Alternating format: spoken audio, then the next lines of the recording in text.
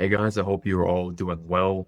This is going to be the first video of a video series on how to actually learn trading. We're going to be speaking about first the mentality you need to have whenever you're pursuing trading, how to properly analyze, how to properly implement all the concepts that you've learned, and how to actually refine your trading. So again, with this being the first video, what we're going to be speaking on first is mentality. So the first bit that you have to understand and really drive home is that everything is entirely your fault.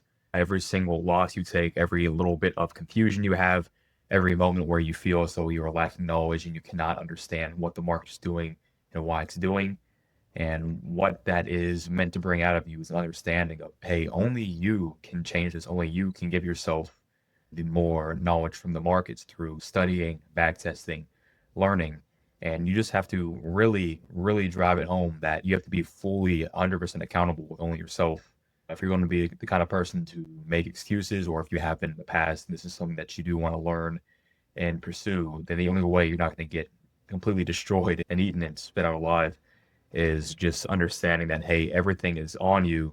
Every mistake that you've made is on you. You can't blame the market. You can't blame family, can't blame external life circumstances. You have to have full accountability. And the reason why is because nothing in the market is coincidence or by chance. So whenever you place the reasons behind market movements, or you taking losses, you place that on something that is out of your control or something that you cannot respond to or alter with, then you're shifting your ability to win and adjust purely based on laziness or protecting your own ego. So ultimately, you have to be brutally honest with yourself. Whenever you are bad at trading, whenever you don't understand something, it is entirely on you. That is your fault. And it's also has to be you that can change that. And what you guys understand is that in the market, nothing is random, right? So obviously, I'm of the opinion that the market is in no way moved by buying and selling pressure or typical retail interactions, much like ICT and my mentor Frank had spoken on very publicly in the past.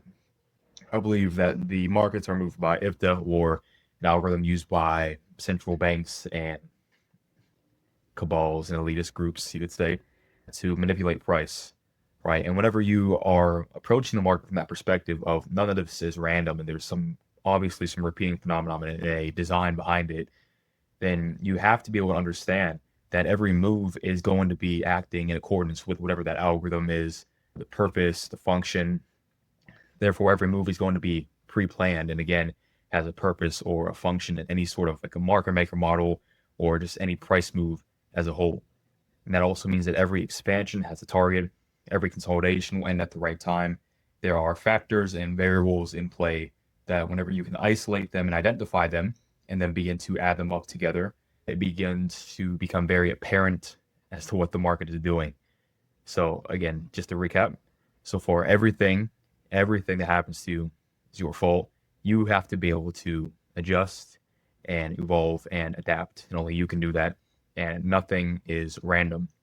If you look at a move, you don't understand what's going on, and you chalk it up to randomness, it is purely because you are being lazy, right? Nothing in the market is random. So whenever you see something that you didn't anticipate, it's fine if you didn't anticipate it, but if the only way that you can explain why something happened or what caused it to happen is, oh, it was just different this time, or oh, the market is a little random today, or whatever, then you're just not doing yourself any favors because every single market move is pre-planned. They have very clear determining factors, which we will go into at a later date. But whenever you shift the purpose of every single move to just randomness, then you are essentially making an easy cop out for yourself to where you don't have to put in any effort in that and be able to identify, why the market do what it did. How could I have anticipated this? And you are taking away your ability to be proactive about trading and essentially placing yourself in the spot of a victim. Now, the only way to go about fixing this is whenever you understand that only you can elevate your understanding and that nothing is random. What you have to do is begin to analyze each individual factor and component that comes into play in the market, and be able to identify why is the market doing what it's doing based off of what I have been exposed to and what I've learned so far. Now, this brings us to how to analyze. right? Well, what we have to do to analyze every single move in the market, understand each purpose, its function, is identify the components in play, meaning the concepts, the types of logics, why we understand the market moves, how it moves. And we can expand on that with deductive reasoning using if this then that statements. If we are to manipulate higher, we are to distribute lower. If we are to distribute lower and reach a target, we are to reverse. If we show signs of a reversal, we can expect a higher time frame retracement. It's always going to be a cause and effect type of interaction. If this happens, then that should happen. And from there, you just wait for the signs that the market is going to give you and tell you which scenario is going to be playing out. Now, once you can identify the components in play, you can begin to understand them as individual concepts with their own rules and functions and logic, and eventually layer them on top of each other for a more complete picture of the market as a whole. An example of this would be studying the logics and the reasoning behind both market maker models and time cycles. You can each use those concepts individually and still be able to explain or see the majority of the moves that occur within the market.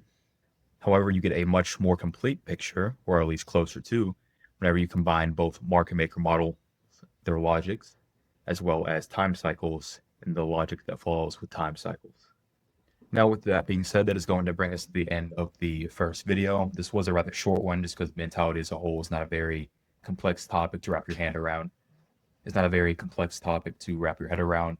It is just harder for some people if you're very stubborn and you have a bit of an ego. But in the next video, we're going to be talking about how to actually separate different types of concepts and logics, and then eventually how to implement them all in tandem with one another, synchronized, so then you can get a fuller, more complete picture of the market, why it moves, how it moves, and what it should do next. Now, if you guys have any suggestions or any type of requests in the meantime, then please go ahead and just leave a comment down below, as I will be posting some technical videos in between these videos of this series. Well, other than that, you guys enjoy, and I'll catch you in the next one.